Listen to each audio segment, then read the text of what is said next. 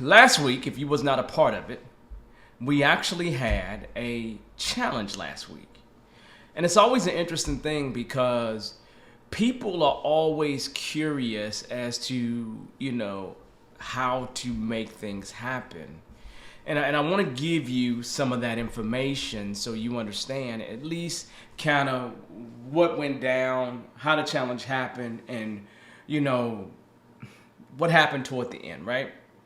So I decided all of a sudden just to do a challenge. I've been struggling with doing a challenge for a while, all right? What's up, Jason? How you doing, Q? I've been struggling with having a challenge for a while, right? Some of it is because I just didn't have the confidence because I'd never done a true challenge before, right? I mean, we've done it in Bearded Eagle, but I've never been a leader of it per se. I've supported Lizzie in terms of doing it. And so we've done a challenge collectively, but I've never done one by myself. So I said, hey, why not? Let me see if everybody's interested in it. So then I send a note out, and like I normally will do, you all know that I run experiments, right? For me, I have to test to see if the market really wants a particular challenge, right? And so things that I know how to do, I may not think you're really that interested in doing it because I do it all the time. I do it every day. So self-mastery is one of those topics that is just ingrained inside of me since I was a kid, around my grandfather, my father, my family in general. Just finding ways to get up out the hood. So self-mastery or just master of oneself was always an extremely important topic to me. It really, really was, right? And so with it being an extremely important topic, it's one of those things I didn't think you were really interested in because it's something that happens every day. So for me, I always try to find ways to see if people are interested, right? So I did two things, to see if people were interested. First and foremost, I took the list of people that I have at Bearded Eagle and I sent an email, right? And the email was an email that, you click a button and it lets me know that you clicked it. It puts a tag on you so I know that you were the one that clicked it, and now I know that you are one of the people that's interested, right? And so all it really said is if you really are interested in self-mastery, this type of challenge, click this link, right? I had probably 100 plus people click it, so to me that means I have people that's interested, right?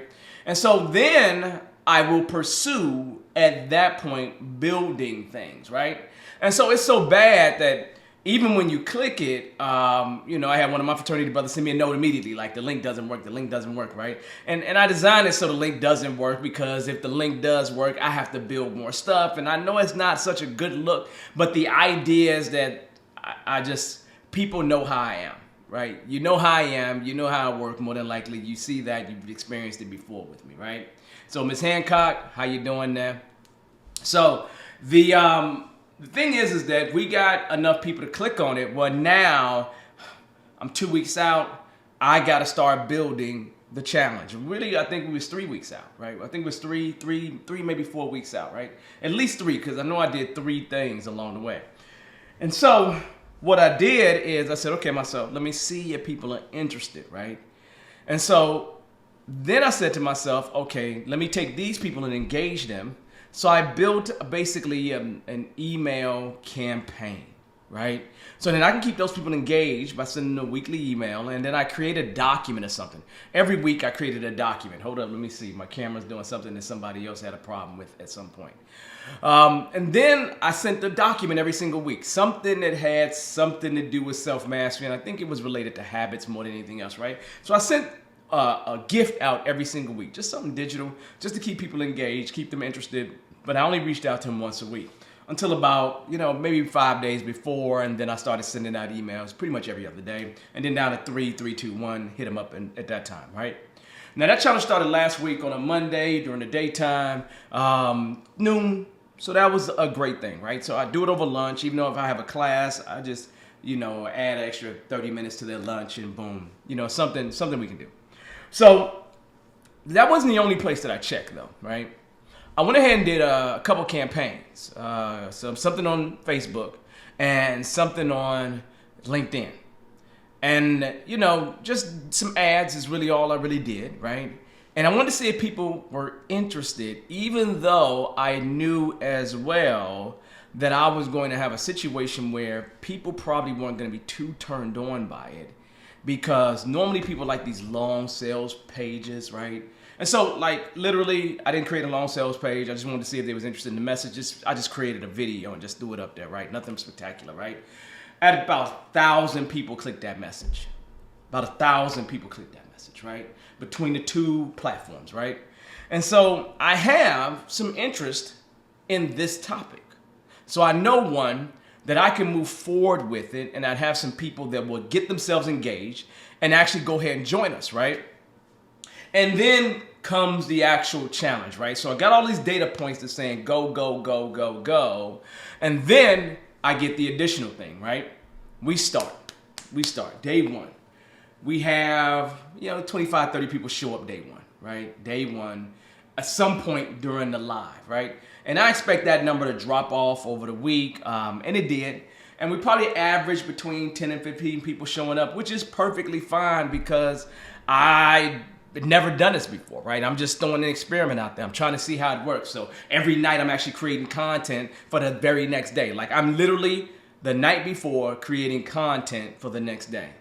And so I'm literally just doing this thing, putting a lot of work into it, everything else, just kind of make sure everybody's good. Had some mistakes along the way, like some missed links somehow. And, just some common problems that I've had. But again, I'm fully transparent with the group and I'm letting them know what's going on.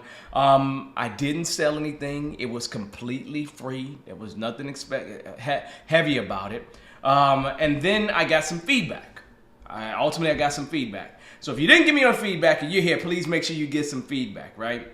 And so I did get some feedback, and the feedback was great. It wasn't anything that shocked me and surprised me. I asked for ultimately a testimonial, and then asked them to give me some feedback about which day that they found to be most valuable, least valuable, things of that nature, right? So literally, I got some feedback. Now, we'll run that again, okay? We'll run it again. But the beauty is getting beyond the fear, right? Because it's the fear that had me not do the challenge last year. I would say toward the beginning of last year, right? I should have done this challenge a long time ago, like January, February of last year is when I should have done it. And I still didn't get to it, right? And all of it was because of me having some kind of fear. So one of the things that we talked about during the challenge was fear. And commitment beyond the fear was the actual topic. Commitment beyond your fear, or at least commit beyond your fear, was our topic, right? And so, the challenge actually taught me a lot, right?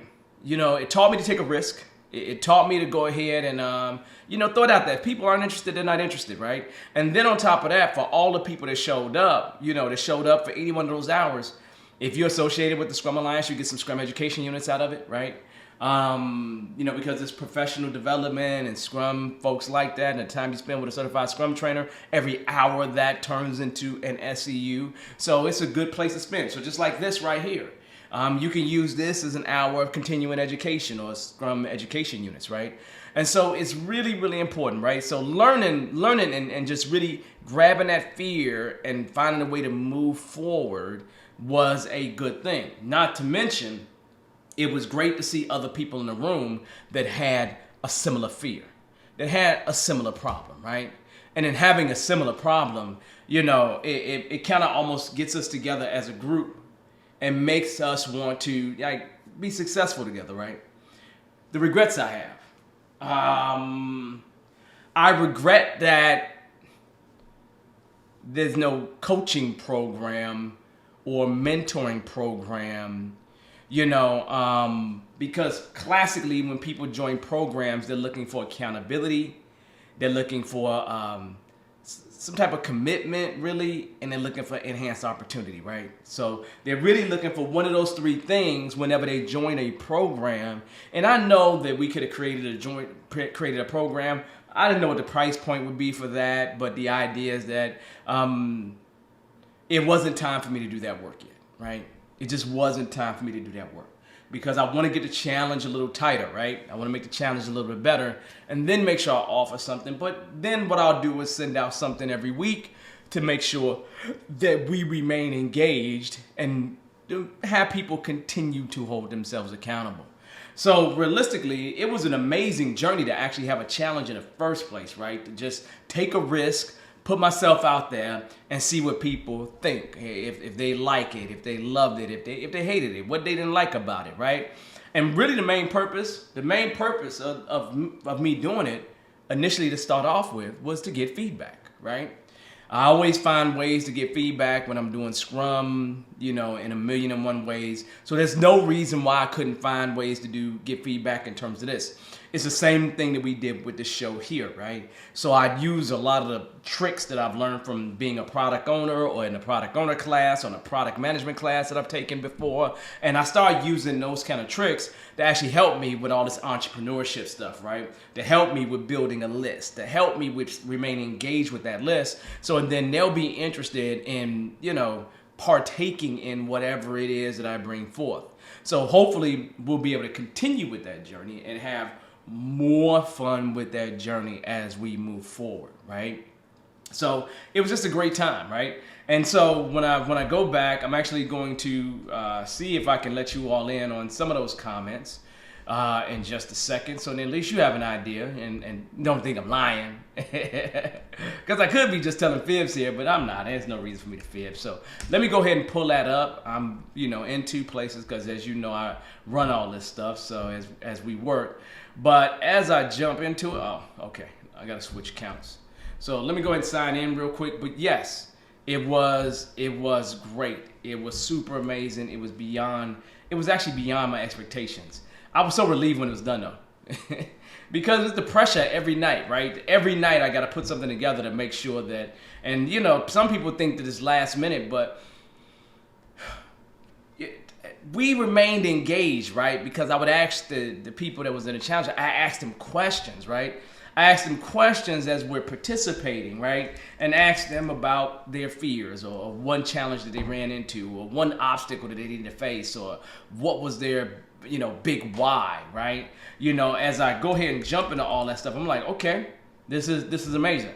I'm seeing good stuff. And what was that good stuff doing for me? It was helping me prepare for the next day of class. Because I take all those comments and I review every single comment, right? I review every single comment. And I even took snapshots of comments to send them out to in the emails the next day, because I also, made sure people got access to the review, to the recordings. So then they had access to it. And it was easier to do it that way because what happened is I'm doing it on YouTube, which is being automatically recorded, right? So that was good. And if you listen to some of the comments that was made, right? Awesome 5-day learning things about myself and finding out ways to improve personal as well as professional. Devon was like a coach and a drill sergeant. Great. He provided ways to help achieve my goals.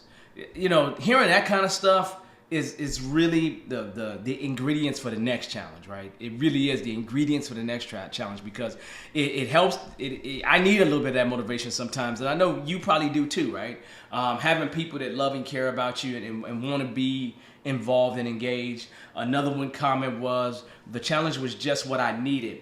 Devon is an excellent motivator and keeps you engaged. This is a very thought-provoking challenge that requires you to dig deep to help you discover your biggest challenges, deepest fears, your reason for it all, and how to move forward. That's another big plus, right?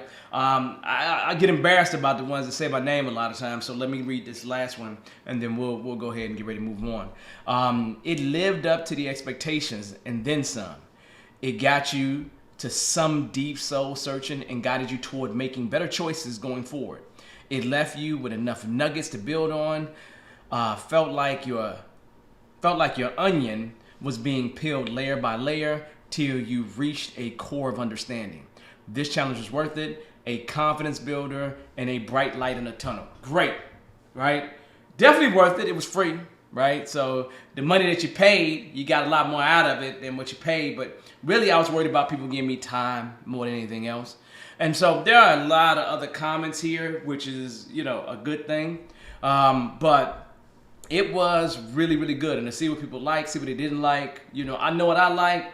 I know how I tweak things. I know how I change things, because really it was just pushing out a lot of energy, right? I was really tired after doing it. And then I had a couple of those days where I had full class, and then I started class and the little PhD program that I'm a part of. And so it all just was happening that week. So that week, last week I was tore. I was tore up, right? Last week it was really super busy week for me. But it was okay. It happens that way, and I expect it to happen more and more often, right? This week is going to be a lot more chill.